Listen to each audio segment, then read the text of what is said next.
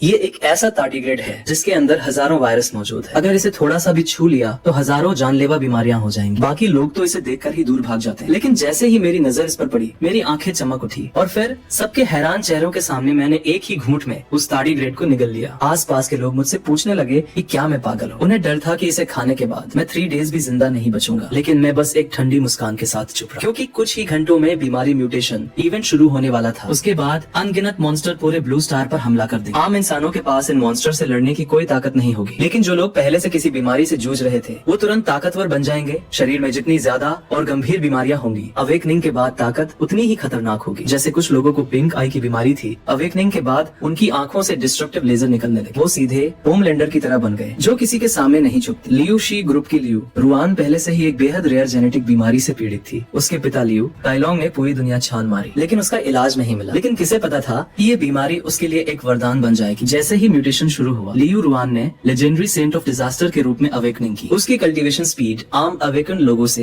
Hundreds of times तेज थी और मैं आगे चलकर यान डेमन एम्परर बना, जिसका गुस्सा सब पर भारी पड़ता था। अपनी पिछली जिंदगी में खराब सेहत की वजह से मैं समाज के सबसे निचले हिस्से में, और आखिर में मुझे लियू शी ग्रुप ने पकड़ लिया। मुझे एक माइन में काम पर लगा दिया गया, जहाँ काम करते करते मेरी मौत हो गई। लेकिन किस्मत से भगवान ने मुझे रिबर्थ का एक और मौका दिया। मैंने अपने फोन में कैलेंडर देखा। बीमारी म्यूटेशन इवेंट शुरू होने में अभी 1 मंथ बचा था। अब मेरे पास खुद को तैयार करने और अलग अलग वायरस कलेक्ट करने का पूरा टाइम था। लियू रुआन, तुम्हारी लियू शी ग्रुप ने पिछली जिंदगी में मुझसे जानवरों की तरह काम कराया था। इस लाइफ में पासा पलटने वाला है, लेकिन वायरस कलेक्ट करना इतना आसान भी नहीं था। मुझे सबसे पहले कुछ कैश का इंतजाम करना था। मैंने तुरंत एक लोन कंपनी को फोन किया और अपने उस घर को गिरवी रख दिया, जिसे मैंने बड़ी मुश्किल से खरीदा था। लोन कंपनी से मुझे 800,000 कैश मिल गया। आखिरकार वो रेयर वायरस सस्ते तो नहीं मिलने वाले थे। तभी मुझे अपनी पिछली जिंदगी का वो अमीर आदमी याद आया, जिसने टार्डिग्रेड बॉडी को अवेकन किया था। उसने एक ऑक्शन से वायरस वाला टार्डिग्रेड खरीदा था। वो ऑक्शन हाउस ज्यादा दूर नहीं था, इसलिए मैंने तुरंत एक टैक्सी ली और वहाँ पहुँच गया। लेकिन फ्रंट डेस्क पर मुझे रोक दिया गया। वहाँ एंट्री के लिए कम से कम 1 मिलियन की जरूरत थी। मेरे पास कोई रास्ता नहीं था। मैं एक कोने में छुपा और ऑनलाइन हंड्रेड्स ऑफ थाउजेंड्स का लोन ले लिया। रास्ता थोड़ा मुश्किल जरूर था, लेकिन आखिरकार मैं ऑक्शन हाउस के अंदर पहुँच गया और उस अमीर आदमी ने, जिसने टार्डिग्रेड खरीदा था, मेरे साथ कई राउंड तक बोली लगाई। आखिर में मैंने 1 मिलियन देकर वो डील पक्की कर ली। जब वो टार्डिग्रेड मेरे हाथ में आया तो मेरा दिल तेजी से धड़कने लगा। मुझे पता था कि पिछली जिंदगी में मैंने टार्डिग्रेड बॉडी के स्पिरिचुअल सोर्स को अवेकन किया था। इस तथाकथित अमर शरीर के पास न केवल बहुत ज्यादा डिफेंस पावर होती है, बल्कि चोट लगने पर ये बहुत जल्दी रिकवर भी हो जाती है। दोनों खूबियां किसी भी दुश्मन को खत्म करने के लिए काफी थी, लेकिन सिर्फ एक टार्डिग्रेड बॉडी काफी नहीं थी। मुझे और भी वायरस चाहिए थे। मैं अभी ये सोच ही रहा था कि तभी मेरा फोन बज उठा। मैंने स्क्रीन देखी। वो मेरी गर्लफ्रेंड किन सिसी का कॉल था। उसका नाम देखते ही मेरे अंदर गुस्सा भड़क उठा। पिछली जिंदगी में किन सिसी को कैंसर हुआ था। मैंने अपना सारा पैसा और ताकत उसकी देखभाल में लगा दी थी, लेकिन मैंने कभी नहीं सोचा था कि म्यूटेशन के बाद कैंसर की वजह से उसकी ताकत आसमान छूने लगेगी। उसी दिन उसने मुझसे ब्रेकअप कर लिया और बाद में वही मुझे लियू शी ग्रुप की माइन में छोड़कर आई थी, जहाँ काम करते करते मेरी जान चली गई। लेकिन इस बार म्यूटेशन इवेंट शुरू होने के बाद मैं अपना एक एक हिसाब बराबर करूंगा। फोन काटने के बाद मैं जैसे ही ऑक्शन हाउस से बाहर निकलने वाला था, तभी एक मिडिल एज्ड आदमी ने मेरा रास्ता रोक लिया। उसने अपना नाम चांग शो बताया, जो टार्डिग्रेड का सेलर था। उसने मुझसे पूछा कि मैंने इस टार्डिग्रेड के लिए इतने पैसे क्यों खर्च किए। ये सुनकर मुझे थोड़ा शक हुआ। मैंने सावधानी से पूछा, इससे तुम्हें क्या मतलब। चांग शो ने कहा, डरो मत, मैं यहाँ तुम्हारे साथ एक डील करने आया हूँ। मैं डैक्सिया में स्थित एक ब्रिटिश बायोलॉजिकल रिसर्च बेस में काम करता हूँ। हम वहाँ से कई रेयर वायरस के सैंपल्स ला सकते हैं। अगर तुम्हें भी ऐसे वायरस चाहिए तो तुम मुझसे कांटेक्ट कर सकते हो। एक सैंपल की कीमत 500,000 होगी। ये सुनकर मैं मन ही मन बहुत खुश हुआ। ये तो वही बात हो गई कि प्यासे को कुआं मिल गया। बस इस वायरस की कीमत थोड़ी ज्यादा थी। चांग शो ने जब देखा कि मैं चुप हूँ तो उसे लगा कि प्राइस बहुत ज्यादा है। उसने तुरंत कहा 300,000 भी हो सकता है। मुझे समझ आ गया कि ये उसकी आखिरी लिमिट थी। मैंने पूछा, तुम्हारे बेस पर कितने तरह के वायरस हैं? उसने बताया, लगभग 100 के करीब। मैंने कहा, मुझे हर एक की एक कॉपी चाहिए, क्या तुम ला सकते हो? उसने जवाब दिया, कोई बड़ी बात नहीं है, मेरे पास इसके तरीके हैं, बस तुम्हें आधा डिपॉजिट पहले देना हो। मैंने कहा ठीक है, और फिर मैंने उसे वीचेट पर ऐड कर लिया। लेकिन उसके जाने के बाद मेरी टेंशन फिर बढ़ गई। इतने सारे वायरस के लिए मुझे कम से कम 30 मिलियन की जरूरत थी। सिर्फ लोन लेकर इतना बड़ा अमाउंट जुटाना नामुमकिन था। तभी मुझे अचानक एक बात याद आई। पिछली जिंदगी में जब मैं माइन में था, मैंने सुना था कि लियू शी ग्रुप पागलों की तरह Tian Shan snow lotus collect करके उन्हें नष्ट कर रहा था। क्या तियान शान स्नो लोटस से लियू रुयान को कोई खतरा था, या फिर म्यूटेशन से पहले Tian Shan snow lotus Liu रुयान की जेनेटिक बीमारी को ठीक कर सकता? अगर ये खबर सच थी तो मेरे 30 मिलियन का जुगाड़ हो चुका था। अगर मैं ये खबर लियू शी ग्रुप को बेच दूं तो पैसों की कोई कमी नहीं होगी। लियू रुयान, पिछली जिंदगी में तुम्हारी लियू शी ग्रुप ने मुझे मार डाला था, लेकिन अगर इस बार मैंने तुम्हें सच में ठीक कर दिया तो तुम्हारी वो सबसे बड़ी ताकत हमेशा के लिए खत्म हो जाएगी। क्या तुम इसके लिए भी मुझे थैंक्स कहोगी? अगले दिन मैं लियू काइलोंग के ऑफिस पहुंचा। मैंने व्हील चेयर पर बैठी लियू रुयान को देखा। उसका खूबसूरत चेहरा और वो कमजोर शरीर पिछली जिंदगी की भयानक अचानक रुयान मोदी से बिल्कुल अलग था। पिछली जिंदगी में डोंगहाई सिटी के ऊपर आसमान से अचानक एक गोल चीज गिरी थी। उसे हासिल करने के लिए कई ताकतवर लोग आपस में भिड़ गए, लेकिन आखिरकार लियू रुआन ने अपनी होली बॉडी ऑफ डिजास्टर के दम पर उन सभी योद्धाओं के बीच एक खूनी जंग लड़ी और उस ट्रेजर को अपने कब्जे में ले लिया। उस ट्रेजर को हासिल करने के बाद उसने डोंगहाई सिटी के हर एक जिंदा इंसान को बेरहमी से मार डाला। उसने सबको खत्म कर दिया। यही वजह थी कि उसे मोदी का टाइटल मिला। लेकिन अब अगर मैं इस औरत को ठीक कर दूं तो ये दुनिया के भले के लिए ही होगा। इस वक्त लियू काइलोंग मुझे ऊपर से नीचे तक देख रहा था। उसने पहले ही मेरी सारी इन्फॉर्मेशन निकाल ली थी। बिना किसी बैकग्राउंड वाला एक आम इंसान। अगर ये रुयान की बीमारी के शुरुआती दिन होते तो वो मुझे कभी उसके पास भी न भटकने देता, लेकिन अब उसके पास कोई रास्ता नहीं था सिवाय इसके कि वो मुझे एक मौका दे। उसने पूछा, तुम मेरी बेटी का इलाज कैसे करोगे? मैंने कहा, मिस्टर लियू, अगर मेरा तरीका काम कर गया तो आपको मुझे वो 100 मिलियन का इनाम देना होगा। उसने जवाब दिया, मेरे पास पैसों की कोई कमी नहीं है, लेकिन मुझे डर है कि तुम इसे लेने के लायक भी हो या नहीं। मैंने कहा, आपकी बेटी की बीमारी का इलाज तियान शान स्नो लोटस से हो सकता है। उसने हैरान होकर पूछा, क्या सच में? तियान शान स्नो लोटस की बात सुनकर हालांकि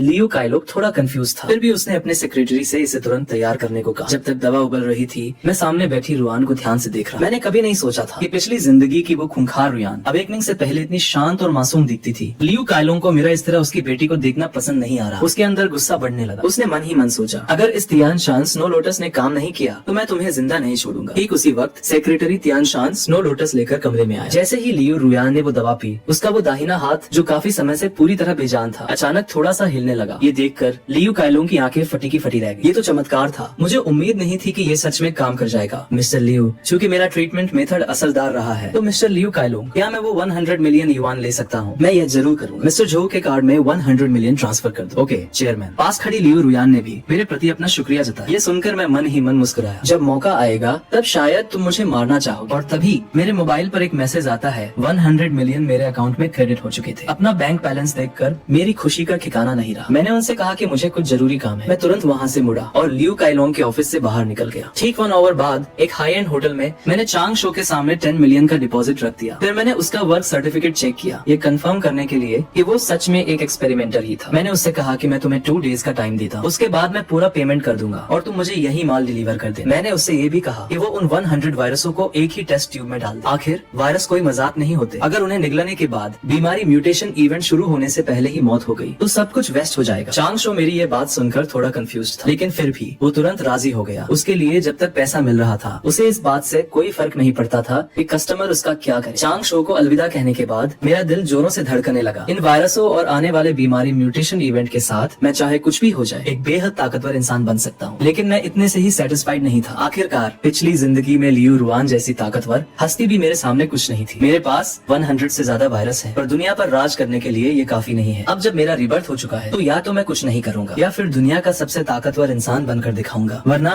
इतने बड़े मौके को गंवाना एक बहुत बड़ा वेस्ट होगा। कुछ देर सोचने के बाद मैंने कुछ न्यूक्लियर वेस्ट वाटर हासिल करने का फैसला किया। वो चीज बेहद जहरीली होती है और शायद उसका कुछ जादुई असर देखने को मिले। 2 डेज पलक झपकते ही बीत गए। पिछले कुछ दिनों में मैंने न सिर्फ कुछ इंडस्ट्रियल वेस्ट वाटर इकट्ठा किया बल्कि ऑनलाइन काफी पैसे खर्च कर चोरी छिपे मंगाया गया न्यूक्लियर वेस्ट वाटर भी खरीद लिया। अब मुझे बस उन 100 वायरसों के आने का इंतजार था। मैं अभी ये सोच ही रहा था कि चांग शो का कॉल आया। 2 आवर्स बाद चांग शो वादे के मुताबिक उसी होटल में आ गया। उसने बहुत ही सावधानी से अपनी जेब से एक बॉक्स निकाला। उसने कहा, तुम्हारी रिक्वेस्ट के मुताबिक मैंने हमारे रिसर्च बेस के सभी 105 म्यूटेटेड वायरसों को इसमें डाल दिया है और इस यूएसबी में इन सभी 105 वायरसों की पूरी डिटेल्स है। इसे संभाल कर रखना। अगर ये खो गई तो मुझे ये दोबारा कहीं से नहीं मिलेगी। मैंने उस यूएसबी फ्लैश ड्राइव को पूरी तरह इग्नोर किया और सीधे बॉक्स में रखी टेस्ट ट्यूब को देखने लगा। मैंने देखा कि उसके अंदर हल्के नीले रंग का लिक्विड था। वो देखने में बिल्कुल भी खतरनाक नहीं लग रहा, लेकिन असल में इसकी एक बूंद भी किसी को सीधे आसमान पर पहुंचा सकती थी। चांग शो ने देखा कि मैं काफी देर से बिना कुछ बोले बस उस टेस्ट ट्यूब को घूर रहा हूँ। वो खुद को रोक नहीं पाया और उसने 2 बार खासा। देखो,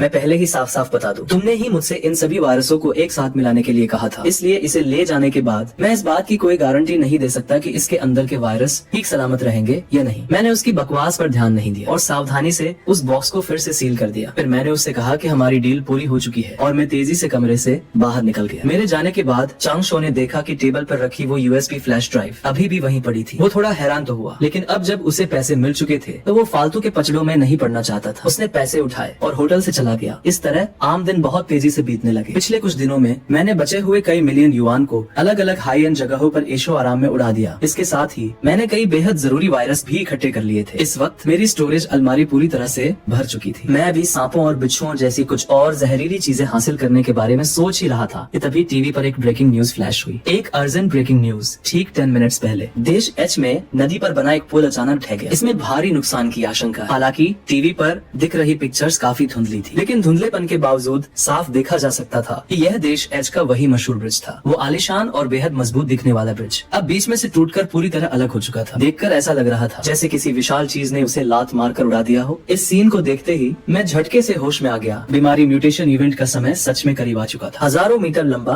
वो पुल ऐसा लग रहा था कि किसी बेहद तेज धार वाले ब्लेड से बीच में से काट दिया गया। ये सब देखकर मैं पूरी तरह से अलर्ट हो गया। यह बीमारी शुरू होने का एक इशारा था। पिछली जिंदगी में नदी पर बने उस ब्रिज को असल में एक alien beast red tell scorpion ने काटा था, क्योंकि तब तक बीमारी म्यूटेशन इवेंट का मौका ऑफिशियली शुरू नहीं हुआ था। जब वो पहली बार आया था तो उसका रेल्म सिर्फ सेकंड फॉरेस्ट हॉल की सीमा पर ही था। इसी वजह से देश एच की मिलिट्री बाद में उसे मॉडर्न हथियारों से मार गिराने में कामयाब है। लेकिन इसके बावजूद रेड टेल स्कॉर्पियन के आने से देश एच में 50,000 से ज्यादा लोग मारे गए थे। शुरुआत में देश एच की सरकार ने इस खबर को छिपाने की पूरी कोशिश की। वो नहीं चाहते थे कि रेड टेल स्कॉर्पियन के प्रेजेंस के बारे में दुनिया को पता चले, लेकिन वो ये भूल गए कि आज के इंटरनेट के दौर में खबरें पलक झपकते ही फैल जाती और उस मॉन्स्टर ने जो तबाही मचाई थी उसे छिपाने का कोई रास्ता नहीं बचा था। सिर्फ 2 डेज के अंदर रेड टेल स्कॉर्पियन और देश एच की सेना के बीच हुई जंग के कई फोटोज और वीडियो लीक हो गए और पूरा ब्लू स्टार खौफ के साए में डूब गया। जब मैंने इस बारे में सोचा तो मेरा खून खौलने लगा। ऐसा लगता है कि मेरी तैयारियां बेकार नहीं जाएंगी। इस जिंदगी में मैं पिछली लाइफ की पूरी कहानी को पलट दूं और इस दुनिया का सबसे ताकतवर इंसान बनकर दिखाऊंगा। 1 वीक बाद एक अजीब सी एनर्जी वेव पूरे ब्लू स्टार पर फैल गई और उसी पल हर किसी के दिमाग में एक आवाज गूंजी, बीमारी म्यूटेशन इवेंट का रास्ता खुलने वाला था। बीमारी म्यूटेशन इवेंट का रास्ता खुलने वाला है। क्या तुमने भी वो आवाज सुनी जो कह रही थी कि बीमारी म्यूटेशन इवेंट शुरू होने वाला है? इसका मतलब सिर्फ मैं ही अकेला नहीं था जिसने इसे सुना। मुझे लगा कि यह मेरा कोई वहम था। क्या यह कोई प्रैंक है? क्या सच में सभी इंसान इवॉल्व होने वाले हैं? क्या ये सच है?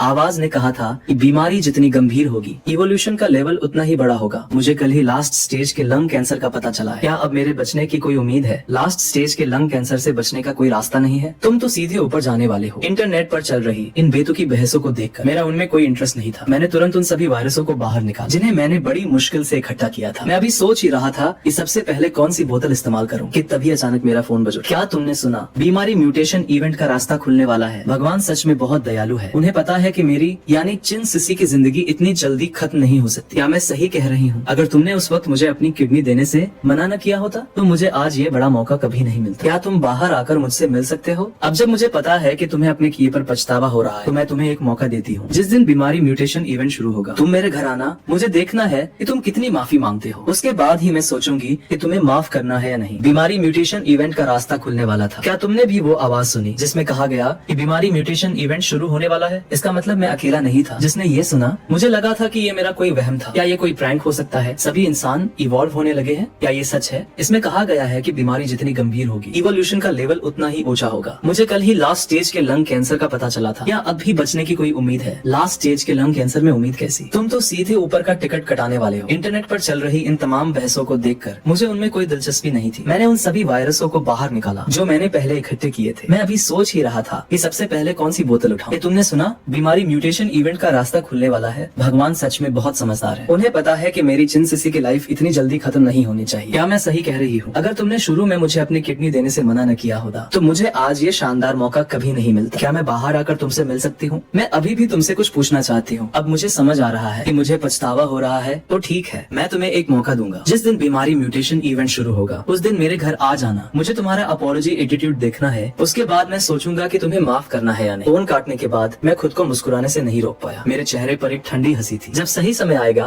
तब चिन सिसी तुम्हें पता चलेगा कि असली ताकत क्या होती है। वो कौन है जिसके सामने सबको झुकना पड़ता है। जहाँ एक तरफ चिन सिसी इस बात से बेहद खुश थी, वही दूसरी तरफ लियू रुयान इस वक्त गुस्से से पागल हो रही थी। यह बीमारी म्यूटेशन इवेंट अचानक कैसे शुरू हो सकता है? अभी तो मेरी बीमारी सिर्फ 40% ही ठीक हुई है। क्या इसका मतलब ये नहीं कि हमारी ताकत बहुत कम हो जाएगी? ये सब उस झोउ लुओ की वजह से हुआ है। मैं उसे जिंदा नहीं छोड़ूंगी, चिंता मत करो। ये झोउ लुओ सिर्फ एक नॉर्मल और हेल्दी इंसान है। जब बीमारी म्यूटेशन इवेंट शुरू होगा तो हमारे पास उससे निपटने के बहुत सारे तरीके होंगे। दूसरी तरफ मैं टेबल पर रखे वायरस को देख रहा था और गहरे विचारों में खोया हुआ था। 1 महीने के बाद वायरस एक अलग ही लेवल पर म्यूटेट हो चुका। ट्यूब के अंदर का वो ब्लू लिक्विड अब पूरी तरह से ब्लैक हो चुका था और उस ब्लैक लिक्विड के अंदर कुछ अजीब सा तैरता हुआ साफ देखा जा सकता। इन 100 टाइप्स के म्यूटेटेड वायरस के अलावा मैंने कई तरह के छोटे बड़े खतरनाक टॉक्सिक सब्सटेंस भी कलेक्ट किए थे, लेकिन इन सब चीजों को पहले आपस में मिक्स करना होगा, वरना अगर पिछली बार जैसा ही कुछ हुआ तो मुझे डर है कि मैं 2.5 मिनट से ज्यादा सर्वाइव नहीं कर पाऊं और समय के साथ मेरा खेल खत्म हो जाए। जल्द ही बीमारी म्यूटेशन इवेंट का काउंटडाउन अपने आखिरी मिनट पर पहुंच गया। यह देखकर मैंने तुरंत उस बोतल को उठाया जिसमें 100 टाइप्स के वायरस मिक्स थे। मैंने बोतल का ढक्कन खोला और उसे सीधे अपने मुंह से लगा लिया। जैसे ही वो ब्लैक लिक्विड मेरे शरीर के अंदर गया, मेरे गले में एक भयानक जलन होने लगी और तुरंत ही वो जलन मेरे पूरे शरीर में फैल गई। उस असहनीय दर्द की वजह से मैं बेहोश होने ही वाला था, लेकिन मुझे पता था कि यही सबसे क्रिटिकल मोमेंट है। अगर मैं बेहोश हो गया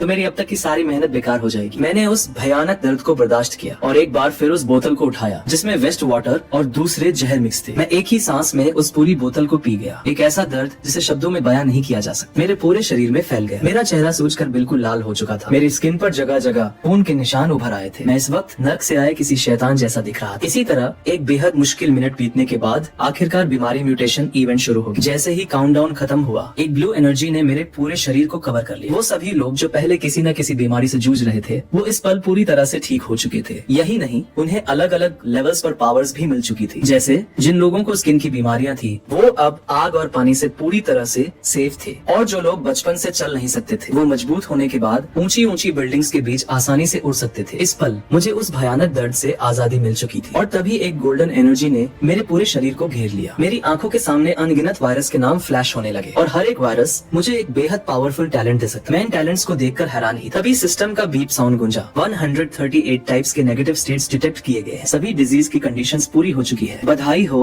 आपको सोल टैलेंट मिला है 9 नीदर केओस बॉडी। ये देखते ही मैंने तुरंत ध्यान लगाना और कल्टीवेशन करना शुरू कर दिया। बहुत ही कम समय में मैं इनिशियल रेम के फर्स्ट लेवल से सीधे ट्रांसफॉर्मेशन रेम के 6th लेवल पर पहुंच गया। अपने शरीर के अंदर इस भयानक ताकत को महसूस करके मैं बेहद एक्साइटेड था। फिर मैं रूफ टॉप पर आया और अपने सामने फैले इस खूबसूरत शहर को देखने लगा। मैं खुद को रोक नहीं पाया। जब मैं पहली बार अवेकन हुआ था तो मैं सिर्फ इनिशियल रेलम के 3rd लेवल पर था, लेकिन अब ट्रांसफॉर्मेशन रेलम के 6th लेवल की ताकत के साथ मुझे लगता है कि पूरे ब्लू स्टार पर कोई भी मेरा मुकाबला नहीं कर सकता। तभी अचानक जमीन तेजी से हिलने लगी और कुछ ही दूरी पर एक जोरदार ब्लास्ट हुआ। इस सीन को देखकर मुझे अचानक कुछ याद आया। पिछली जिंदगी में ठीक इसी समय जियांगनान सिटी के आसमान में एक सिल्वर आर्मर एक्सियन दिखाई दिया था जो ट्रांसफॉर्मेशन के 1st लेवल पर था। वो सिल्वर आर्मर एक्सियन मुझे अच्छी तरह याद है। पिछली जिंदगी में जब उस सिल्वर आर्मर एक्सियन को मारा गया था तो उसका ड्रैगन हेलबर्ट एक सिल्वर जियाओ स्पीयर में बदल गया था जो बेहद पावरफुल था। वैसे भी मेरे पास अभी कोई वेपन नहीं है, तो आज मेरा काम तुमसे ही बनेगा। दूसरी तरफ उस सिल्वर आर्मर एक्सियन के ठीक नीचे वहाँ भारी तादाद में पुलिस वाले जमा हो चुके थे, लेकिन उनके मॉडर्न वेपन्स उस सिल्वर आर्मर एक्सियन के सामने सिर्फ खुजली करने के बराबर। उनसे उस मॉन्स्टर को कोई नुकसान तो नहीं हुआ, बल्कि वो और ज्यादा गुस्से में आ गया जब किसी को समझ नहीं आ रहा था कि क्या किया जाए। तभी उनमें से एक पुलिस वाले ने आसमान की तरफ इशारा करते हुए चिल्लाया, जल्दी ऊपर देखो। और हाँ, इस क्रिटिकल मोमेंट पर सही समय पर पहुंचने वाला इंसान मैं ही था। जैसे ही उस सिल्वर आर्मर एक्सियन की नजर मुझ पर पड़ी, उसकी आंखों में एक अजीब सा गुस्सा चमक उठा। उसने तुरंत मेरे ऊपर एक थंडरबॉल को देखकर मैंने अपने हाथ पीछे कर लिए। मेरा बचने का कोई इरादा नहीं था। जैसे ही वो थंडरबॉल मुझसे टकराया, वहाँ एक भयानक धमाका हुआ और चारों तरफ तबाही मचाने वाला थंडर फील्ड बन गया। सिल्वर आर्मर एक्सियन ने इस सीन को देखा और उसकी आंखों में एक जीत की चमक आ गई। लेकिन जैसे ही उसे लगा कि मैं मर चुका हूँ, वैसे ही मैं उसके सामने बिना किसी खरोंच के खड़ा हो गया। तुम्हारा ये थंडर मेरा कुछ नहीं बिगाड़ सकता। ये देखकर वो सिल्वर आर्मर एक्सियन पूरी तरह से शॉक में रह गया। अब चुपचाप यही रुको और मेरा नया वेपन बन जाओ। मैंने तुरंत अपनी स्पिरिचुअल एनर्जी को इकट्ठा किया और उसकी तरफ एक जोरदार वार किया। अगले ही पल उस सिल्वर आर्मर एक्सियन के साइज का एक बहुत बड़ा पाल्म प्रिंट हवा में बना और पलक झपकते ही वो सीधे जाकर उस सिल्वर आर्मर एक्सियन के शरीर से टकरा गया। उस एक ही वार से वो सिल्वर आर्मर एक्सियन सीधे जमीन पर आ गिरा। उसका विशाल शरीर सीधे स्कूल के प्लेग्राउंड से टकराया, जिससे वहाँ एक बहुत बड़ा गड्ढा बन गया। इस सीन को देखकर वहाँ खड़े सभी लोग दंग रह गए। उन्हें यकीन नहीं हो रहा था कि कोई इंसान ऐसा भी कर सकता है। इस वक्त गड्ढे में गिरा वो सिल्वर आर्मर एक्सियन फिर से खड़े होकर मुकाबला करने की कोशिश कर रहा था, लेकिन मैं उसे कोई मौका क्यों देता। मैं सीधे हवा में उड़कर उसके ऊपर गया और उसे ऊपर से ही जकड़ लिया। जैसे ही मैंने अपनी पूरी ताकत लगाई, वो सिल्वर आर्मर एक्सियन एक शानदार स्पीयर में बदल गया। अपना नया वेपन हासिल करने के बाद मैं तुरंत अपने अपार्टमेंट वापस आ गया। अब मुझे जल्द से जल्द इस सिल्वर जियाओ स्पीयर को रिफाइन करना था, क्योंकि बहुत जल्द जियांगनान सिटी में नानशान सीक्रेट रिल्म खुलने वाला था। मुझे याद है कि मेरी पिछली जिंदगी में इस सीक्रेट रिल्म से अनगिनत खजाने निकले थे और उनमें सबसे कीमती था innate treasure 9 Yong bagua plate. जिसने भी पिछली जिंदगी में इस 9 योंग बागुआ प्लेट को हासिल किया था, दुनिया उसे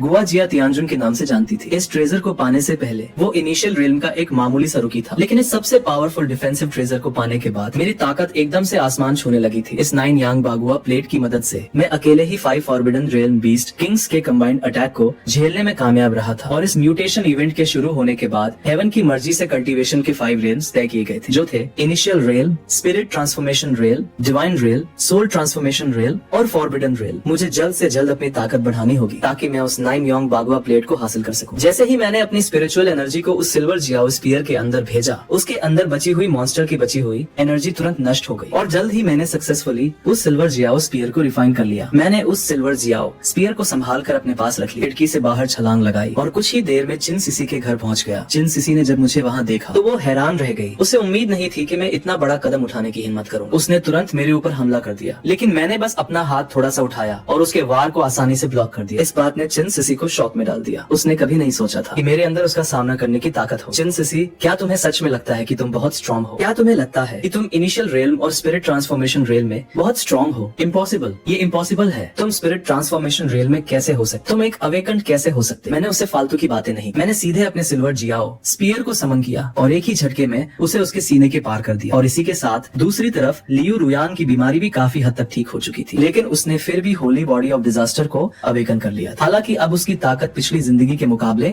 10वें हिस्से के बराबर भी नहीं बची थी। पर जो भी हो, होली बॉडी ऑफ डिजास्टर आखिर टॉप टैलेंट्स में से एक है। भले ही कल्टीवेशन की स्पीड बहुत कम हो गई थी, पर उसे मरे हुए लोगों को जिंदा करने की एक स्किल मिल गई थी। बस अफसोस इस बात का था कि ये स्किल अधूरी थी। सिर्फ एक बार यूज करने के बाद ये पूरी तरह गायब हो जाए। कमीने झोलुओ, अगर उसकी वजह से ऐसा नहीं हुआ होता तो मेरी होली बॉडी ऑफ डिजास्टर इतनी कमजोर क्यों होती? क्या तुमने झोलुओ का पता लगाया? हमारे लोग उस जगह को नहीं ढूंढ पा रहे हैं जहाँ वो पहले रहता था। उसने वो घर बहुत पहले ही मॉर्टगेज कर दिया था। अब वो जियांगनान सिटी में है भी या नहीं, ये कहना मुश्किल है। ये कैसे हो सकता है? क्या उसे शुरू से पता था कि बीमारी का दौर आने वाला है? मुझे उसे हर हाल में पकड़ना होगा। मैं उसे इस दुनिया में आने पर पछताने के लिए मजबूर कर दूं। तभी एक सब ऑर्डिनेट भागता हुआ आया और चिल्लाया, हमें झोलुओ मिल गया है। फिर उसने कंप्यूटर चालू किया और मेरा एक वीडियो प्ले किया। वीडियो में मैंने बस अपना हाथ उठाया और हवा में एक बहुत बड़ा पाम प्रिंट दिखाई देने लगा। वो सीधे उस ड्रैगन की बॉडी पर जाकर लगा। वो विशाल ड्रैगन जो देखने में बहुत भयानक लग रहा था, सिर्फ मेरे एक वार से सीधे जमीन में धंस गया। ये सीन देखकर लियू रुयान शॉक में आ गई। लियू केलोंग भी चिल्ला उठा, ये सच में झोलुओ है? वो इतना ज्यादा ताकतवर कैसे हो सकता है? इस बंदे को पक्का बहुत पहले से कुछ पता था, वरना एक मामूली इंसान अचानक इतना ताकतवर कैसे हो सकता है? अब हमारा प्लान बदलेगा, हमें उसे खुश रखना होगा और सही मौके का इंतजार करना होगा। लियू केलोंग ने कहा। उन्हें एक आइडिया मिल चुका था। जो भी हो,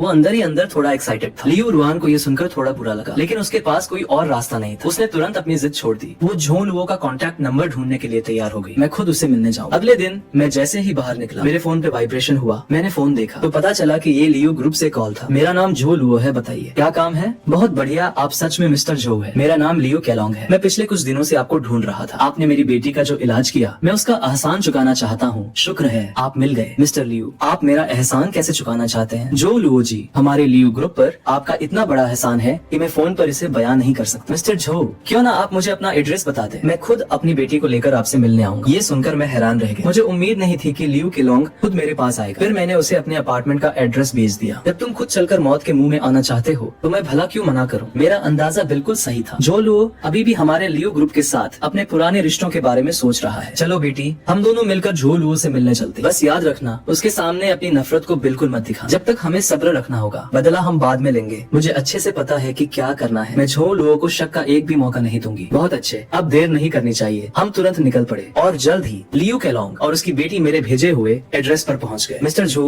मैं लियू केलोंग हूँ। मैं अपनी बेटी लियू रुआन के साथ आपसे मिलने आया हूँ। मिस्टर झो, आपने दरवाजा खोल दिया। चेयरमैन लियू, लगता है आपने सनशाइन एलिमेंट्री स्कूल में मुझे उस सिल्वर आर्मर्ड ब्लैक बर्ड को मारते हुए देख लिया है, इसलिए यहाँ आए हैं। मिस्टर झो, आपके उस ड्रैगन को मारने का वीडियो पूरे इंटरनेट पर वायरल हो चुका है। आप सच में एक कमाल के हीरो हैं। मिस्टर झो, आपने रुयान की जान बचाई है। इन दिनों रुयान बस यही सोच रही थी कि आपका एहसान कैसे चुकाया जाए, लेकिन रुयान को लाख कोशिशों के बाद भी कोई रास्ता नहीं सूझा। इसलिए उसने फैसला किया कि वो खुद आपसे आकर पूछेगी। आपको क्या लगता है रुयान को आपका एहसान कैसे चुकाना चाहिए? रुयान आपको खुश करने के लिए अपनी तरफ से पूरी कोशिश करेगी। जैसी कि उम्मीद थी, डेमन एम्परर यान से यही उम्मीद की जा सकती थी। वो अपने मकसद को पूरा करने के लिए किसी भी हद तक जा सकती है। अगर मैं एक रिबॉर्न प्लेयर नहीं होता तो क्या मैं सच में लियू रुआन के इस मासूम चेहरे के झांसे में आ जाता? वैसे जहाँ तक एहसान चुकाने की बात है, मुझे सच में तुमसे एक मदद चाहिए। रुयान इसे जरूर पूरा करेगी। चूंकि तुम इतनी सिंसियर हो तो मैं तुम्हें सीधे सीधे बता देता हूँ, मैं तुम्हारी जान लेना चाहता हूँ। और तभी मैंने अपने सिल्वर जियाओ स्पीयर को समन किया। लियू रुआन की हैरान आंखों के सामने मैंने एक ही झटके में उन दोनों को खत्म कर दिया। लियू रुआन, पिछली जिंदगी में तुम दोनों बाप बेटी ने अनगिनत मासूमों की जान ली थी। आज मैंने लोगों को इस मुसीबत से बचा लिया। लियू फैमिली का सफाया करने के बाद मैं अपार्टमेंट से निकलने के लिए तैयार था। बीमारी का यह दौर अभी बस शुरू ही हुआ था। बहुत से लोग अब भी इसे समझने की कोशिश कर रहे थे। मुझे इस बीच जल्द से जल्द अपनी ताकत को और बढ़ाना था, लेकिन मुझे इस बात का अंदाजा नहीं था कि मेरे जाने के कुछ ही देर बाद मरी हुई लियू रुआन की बॉडी से अचानक एक ब्लैक लाइट चमकने लगी। कुछ ही पलों में उसके सारे जख्म ठीक हो गए। लियू रुआन ने धीरे धीरे अपनी आंखें खोली। उसकी नजर सबसे पहले लियू केलोंग पर पड़ी, जो वहाँ बेजान पड़ा हुआ था। ये देखकर लियू रुआन बिल्कुल शॉक में आ गई। उसने कभी सपने में भी नहीं सोचा था कि उसका ऐसा अंजाम होगा। मैं लियू रुआन तुम्हें इस दुनिया से मिटा कर रहूंगी। एक हफ्ते बाद मेरी लगातार कोशिशों की वजह से मेरा रियल आखिरकार 6th level of zero transformation से 7th लेवल पर पहुंच गया। लेकिन इसके बावजूद मुझे लग रहा था कि मेरी कल्टीवेशन स्पीड बहुत धीमी है। भले ही मेरी 9 नीदर कैओस बॉडी की स्पिरिचुअल एनर्जी सोखने की स्पीड बहुत खतरनाक थी, पर मुझे ट्रांसफॉर्मेशन में मदद के लिए एक अच्छे ब्रीदिंग मेथड की जरूरत थी। मैं जैसे ही बाहर टहलने के लिए निकलने वाला था, अचानक आसमान के बादलों में एक बहुत बड़ी दरार दिखाई दी और उस दरार से सुनहरी रोशनी की अनगिनत किरणें बाहर आने लगी। वो सुनहरी रोशनी सीधे जियांगनान सिटी के किनान माउंटेन पर पड़ रही थी। ये देखते ही मेरा दिमाग तुरंत एक्टिव हो गया। क्या कोई सीक्रेट रेल खुलने वाला है? मैंने तुरंत अपने फोन पर हालिया खबरें चेक की। जब मैंने देखा कि चीजें मेरी पिछली जिंदगी से ज्यादा अलग नहीं है, तो मेरे चेहरे पर एक मुस्कान आ गई। ऐसा लगता है कि मेरे रीबर्थ से इस दुनिया का पैटर्न नहीं बदला है। मेरी पिछली जिंदगी की यादों के मुताबिक आज भी डाक्सिया में 5 बड़ी ताकतें एक्टिव थी। पहली, बैली ग्रुप, जिसका लीडर ब्लैक फेदर किंग था। दूसरी, आओदाओ स्टोरी फैमिली, जिसकी लीडर वुजांग इमॉर्टल फिजिक वाली गु कियान हुआ थी। तीसरी, स्कल एंड बोन्स सोसाइटी, जिसके लीडर स्केलेटन मास्टर यांग तियानिन थे। और चौथी, ऑफिशियल तौर पर बनी डॉक्सिया अलायंस। बस एक ही फर्क था कि इस बार यहाँ लियू ग्रुप नहीं था, बल्कि उसकी जगह जियांगनान शानजुआंग मौजूद था, जिसे पिछली जिंदगी में लियू ग्रुप ने अपने अंदर मिला लिया था। लेकिन अगर अभी की बात करें तो मेरी ताकत डॉक्सिया में सबसे बेहतरीन थी। ये कहना बिल्कुल भी गलत नहीं होगा कि मैं पूरे ब्लू स्टार पर सबसे ताकतवर था। फिर मैं किनान माउंटेन की तलहटी में पहुंच गया, पर मुझे उम्मीद नहीं थी कि यहाँ पहले से ही इतने सारे लोग जमा होंगे। मैं अभी ये सब देख ही रहा था कि तभी लोगों का एक बड़ा ग्रुप शान से वहाँ आता दिखाई दिया। उनका लीडर कोई और नहीं बल्कि बैली ग्रुप की लू यूएर थी। देखो, वो शायद ब्लैक फेदर किंग की बहन लू यूएर है ना? हाँ, वही है। मैंने सुना है कि ब्लैक फेदर किंग की ये अजीब बीमारी उनके खानदान में ही है। भले ही उसकी बहन की बीमारी ब्लैक फेदर किंग से थोड़ी कम है, पर फिर भी उसके पास उसकी 60% ताकत है। पिछली जिंदगी में कीनान माउंटेन के सीक्रेट रेल में बैली ग्रुप का कोई नामो निशान नहीं। और लगता है लियो ग्रुप के खत्म होने की वजह से इस दुनिया की बीमारी ने टाइमलाइन में कुछ बदलाव कर दिए। और तभी मैंने अचानक देखा कि मेरे आसपास के सभी लोग पीछे हटने लगे। असल में बैली ग्रुप का कोई बंदा सीधे मेरी तरफ बढ़ रहा था। उनके एक सबऑर्डिनेट ने मुझे रास्ता रोकते हुए देखा, तो वो मुझे वहाँ से हटाने के लिए आगे बढ़ा, लेकिन लू यूएर ने अपना हाथ उठाकर उसे रोक दिया। ये देखकर आसपास खड़े लोग आपस में कानाफूसी करने लगे। ये लड़का क्या कर रहा? सामने से बैली ग्रुप वाले आ रहे हैं, इसकी हिम्मत कैसे हुई उनके सामने खड़े रहने? बैली ग्रुप का रास्ता रोकने की जरूरत? ये लड़का तो गया काम से। आखिर ये किस फोर्सेस है? वो तो बस एक लोनार है। इस लड़के का ओरिजिन क्या है? मुझे उम्मीद नहीं थी कि ये इतना छोटा बच्चा होगा। मैंने बैली ग्रुप से पंगा लिया था, अब तो ये लड़का गया काम से, लेकिन लू यूएर ने मेरे खिलाफ कोई एक्शन नहीं लिया। उसने बस अपना हाथ हिलाया, वो दूसरी तरफ चली गई। ये देखकर वहाँ खड़े सभी लोग हैरान रह गए। लू यूएर ने सच में मुझे इतनी आसानी से जाने दिया। लेकिन तभी जब मैं वहाँ से निकलने वाला था, अचानक आसमान से एक फिगर उड़ता हुआ आया। वो एक स्विश के साथ लू यूएर के पास लैंड हुआ। ये रुआन यानफेंग था, जियांगान शानजुआंग का 3rd यंग मास्टर। जियांगनान शानजुआंग से भी लोग आ रहे हैं। सिस्टर यूएर, आज आप यहाँ अकेली क्यों हैं? आपके भाई कहाँ हैं? मेरे भाई को कुछ दूसरे जरूरी काम देखने हैं, इसलिए सिर्फ मैं यहाँ आई हूँ। चलो अच्छा है, मेरी फैमिली ने मुझे यहाँ सिर्फ चेक करने के लिए भेजा। चिनान माउंटेन के क्या हालात है? अब हम दोनों हाथ मिला सकते हैं। सिस्टर यूएर, मैंने अभी अभी जो भी हुआ सब देखा। अगर इस लड़के की हिम्मत हुई आपका रास्ता रोकने की, तो क्यों न मैं इसे एक सबक सिखाऊं। मेरे भाई ने मुझे आने से पहले वार्न किया था, फालतू के पंगों से दूर रहना ही बेहतर है। इस मामले को यहीं छोड़ दो, आप फिक्र मत करो। सिस्टर यूएर, मैंने कल ही इनिशियल रेल के 6th लेवल पर ब्रेक थ्रू किया है। हालांकि मेरी ताकत आपके भाई जितनी नहीं है, लेकिन इस छोटे लड़के को सबक सिखाना मेरे लिए कोई बड़ी बात नहीं है। मुझे लगा था मुझे थोड़ी शांति मिलेगी, लेकिन आखिर में ये मुसीबत आ ही गई। जब जियांगनान शानजुआंग का यंग मास्टर रुआन खुद मौत को दावत दे रहा है, तो मुझे उसे रास्ते से हटाने में कोई दिक्कत नहीं है। अगर मैं पीछे जाऊं और जियांगनान शानजुआंग को तबाह कर दूं, तो क्या ये इवेंट लाइन पिछली लाइफ से मैच नहीं करेगी? मैं भी क्या जीनियस हूँ। मैं तुम्हें एक मौका देता हूँ, अभी घुटनों पर बैठो और सिस्टर यूएर से माफी मांगो। मैं तुम्हारी जान बख्श दूंगा, वरना मुझे तुम्हें अभी सीधे ऊपर भेजने में कोई परवाह नहीं है। अब आएगा असली मजा। अभी कुछ देर पहले ये बिना हिले बैली ग्रुप का रास्ता रोक रहा था, अब पता चलेगा अगर ये घुटनों पर नहीं बैठा तो अपनी मौत का इंतजार करे। देखते हैं अब ये कैसे शो ऑफ करता है। रुआन यानफेंग ने आसपास के लोगों की बातें सुनी और उसके चेहरे पर एक हल्की सी मुस्कान आ गई। उसे यही इम्पैक्ट चाहिए था। अब जब बीमारी म्यूटेशन इवेंट का मौका आ चुका था, तो जियांगनान सिटी की सबसे बड़ी ताकत होने के नाते जियांगनान शानजुआंग को अपना दबदबा बनाना ही था, लेकिन उसे शो ऑफ करने का ज्यादा मौका नहीं मिला। मैंने तुरंत अपनी बटालियन गन समन की और हवा में ही उसे चीरते हुए वार कर दिया। ये देखकर वहाँ खड़े लोग बिल्कुल शॉक में आ गए। साइड में खड़ी लू यूएर तो और भी ज्यादा हैरान थी। उसे बिल्कुल उम्मीद नहीं थी कि मैं इतना ताकतवर हूँगा। मैं लगभग 7th लेवल के करीब था और वो तो ये भी नहीं देख पाई कि मैंने कब और कैसे अटैक किया। आखिर ये बंदा कौन है? इन फालतू की मक्खियों से पीछा छूटने के बाद मैं एक शांत कोने में गया और अकेला बैठ गया। इसी बीच लू यूएर अचानक मेरी तरफ बढ़ने लगी। तुम यहाँ क्यों आई हो? मैं यहाँ यहाँ तुम्हें ही ढूंढने आई हूँ। अभी कुछ देर पहले मैंने जो भी बर्ताव किया वो गलत था। मैं यहाँ तुमसे माफी मांगने आई हूँ। ये लड़की इतनी सिंपल नहीं है। तुम मुझसे दोस्ती करना चाहती हो, तुम यहाँ से जाओ। लू यूएर वहाँ से चली जाती है। पहली ग्रुप की छोटी प्रिंसेस खुद उससे माफी मांगने आई। वो सच में बिल्कुल भी पोलाइट नहीं थी। अगर तुम भी उसकी तरह बिजी होते तो तुम भी ऐसा ही करते। तुम्हें ये सोचने की जरूरत नहीं है कि उन दोनों में से कौन ज्यादा ताकतवर है। वो खुद या लू यूएर का भाई ब्लैक फेदर किंग। जाहिर है वो ब्लैक फेदर किंग ही हो। ब्लैक फेदर किंग को आज ग्रेट शिया के 5 सबसे ताकतवर लोगों में गिना जाता। भले ही इस लड़के का नाम कोई नहीं जानता, लेकिन अगर वो सच में इतना ताकतवर होता तो क्या वो अब तक फेमस नहीं हो चुका होता। मैंने उनके कंफ्यूजन को इग्नोर किया और साइड में खड़े वो किंग की तरफ देखा। वो साफ तौर पर अभी सिर्फ सेकंड लेवल की ताकत पर पहुंचा है। तो फिर पिछली लाइफ में उसने 9 यांग बागवा प्लेट कैसे हासिल की थी? क्या उसके पास कोई हिडन स्पेशल टैलेंट है? मैं अभी सोच ही रहा था कि तभी चिनान माउंटेन से एक तेज चमकती हुई गोल्डन लाइट निकली और अगले ही पल चिनान माउंटेन बीच से 2 हिस्सों में बट गया। वहाँ एक बड़ा सा क्रैक बन गया जो किसी हेवनली गेट जैसा लग रहा था। ये नजारा देखते ही सब लोग उस क्रैक की तरफ भागने लगे, लेकिन तभी उस क्रैक के अंदर से एक उड़ती हुई परछाई बाहर आई। जब वो पास आई तब सबको समझ आया वो एक बहुत बड़ा ब्लैक पाइथन था। उसने सबसे आगे भागने वाले बंदे को एक ही बार में निगल लिया। एक खौफनाक मंजर देखकर सब लोग पीछे हटने लगे। तभी एक कद्दावर आदमी चिल्लाया, ये तो सिर्फ एक सांप है, इससे क्या डरना। उसने अपना वेपन उठाया और आगे बढ़ गया। उसने देखकर बाकी लोग भी उसके साथ हो लिए, लेकिन वो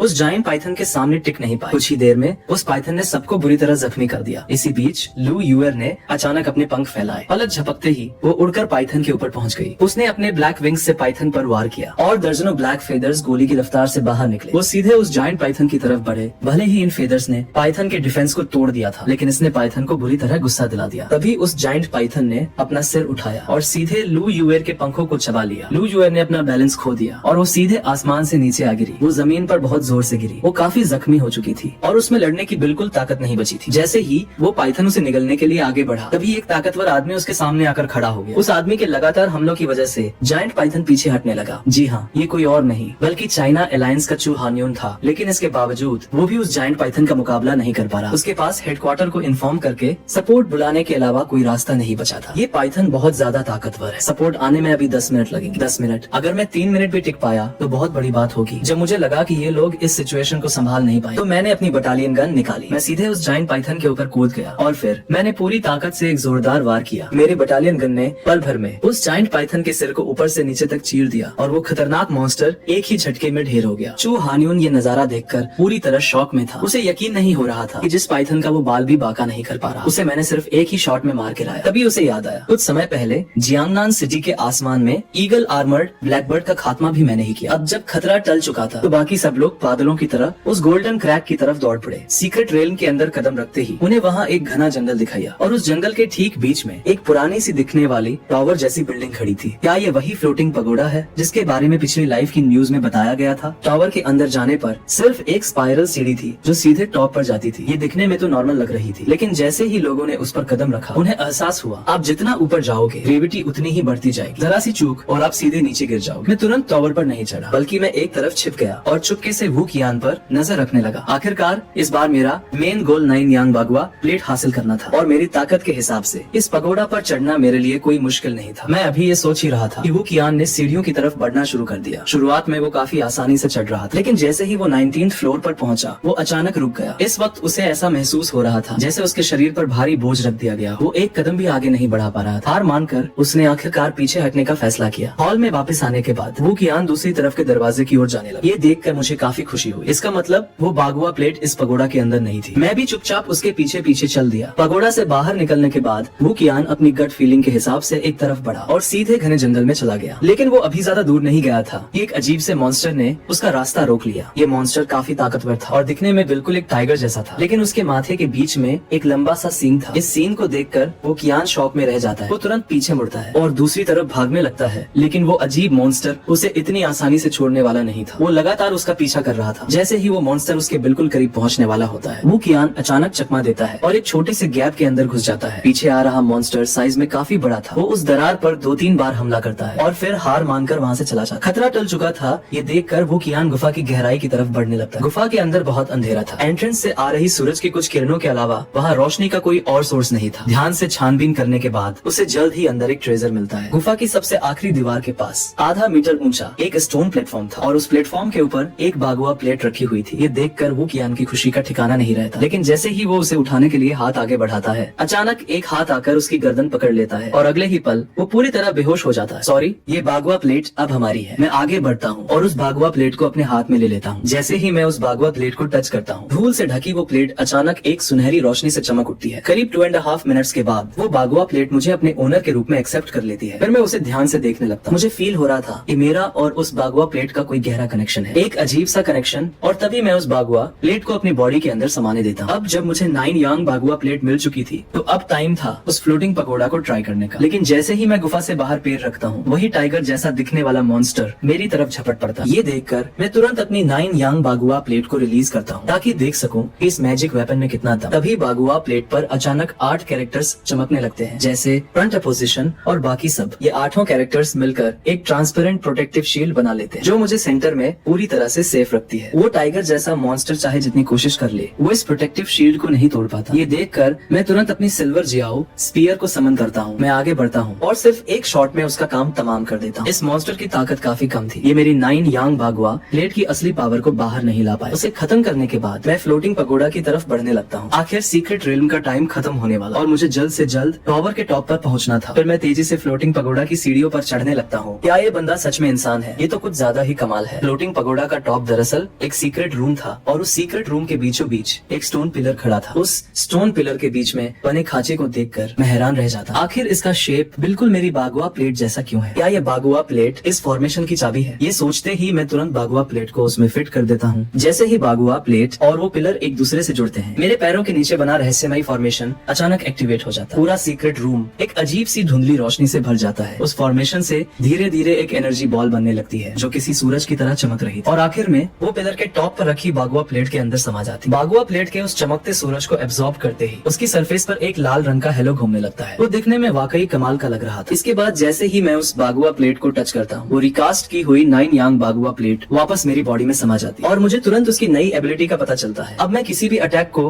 वापस दुश्मन पर रिफ्लेक्ट कर सकता था। फ्लोटिंग पगोड़ा पर चढ़ने के बाद मैंने सोचा कि सीक्रेट रेल्म के बंद होने से पहले एक बार फिर से यहाँ की छानबीन की जाए, लेकिन काफी देर तक इधर उधर भटकने के बाद भी मुझे कोई काम की चीज नहीं मिली। मुझे लगा कि शायद अब इस सीक्रेट रेल्म में कोई और अपॉर्चुनिटी नहीं बची है। मैंने टाइम देखा, सीक्रेट रेल्म के बंद होने में अब 20 मिनट से भी कम का टाइम बचा था, इसलिए मैं बस एक कोने में बैठकर वेट करने लगा। कुछ ही देर में आसमान में अचानक एक सफेद रोशनी चमकती है और आसपास का पूरा माहौल डिस्टॉर्ट होने लगता है और अगले ही सेकंड सीक्रेट रेल्म के सभी प्लेयर्स को वापस बाहर टेलीपोर्ट कर दिया जाता है। इसी के साथ सीक्रेट रेल्म का ये सफर खत्म हो जाता है। किनान माउंटेन की तरफ जो लुओ, उसने हमारे सभी लोगों को मार डाला, वो तुम्हें भी जिंदा नहीं छोड़ेगा। विला मास्टर रुआन, मैंने आपसे पहले ही कहा था कि जियांगनान शानजुआंग में एक बहुत ही ताकतवर इंसान छिपा हुआ है। अगर आपने मेरी बात सुनी होती तो मिस्टर गुई इतनी आसानी से नहीं मरते, लेकिन अब बहुत देर हो चुकी है। यानफिंग मेरे तीनों बेटों में सेकंड सबसे टैलेंटेड था। झो लुओ ने उसका सब कुछ बर्बाद कर दिया। विला मास्टर रुआन, अब आप मेरी उन शर्तों के बारे में सोच सकते हैं जो मैंने पहले बताई थी। आप मेरी अधूरी डिजास्टर होली बॉडी को ठीक करने में मेरी मदद कीजिए और फिर हम दोनों मिलकर झो लुओ का नामो निशान मिटा दें।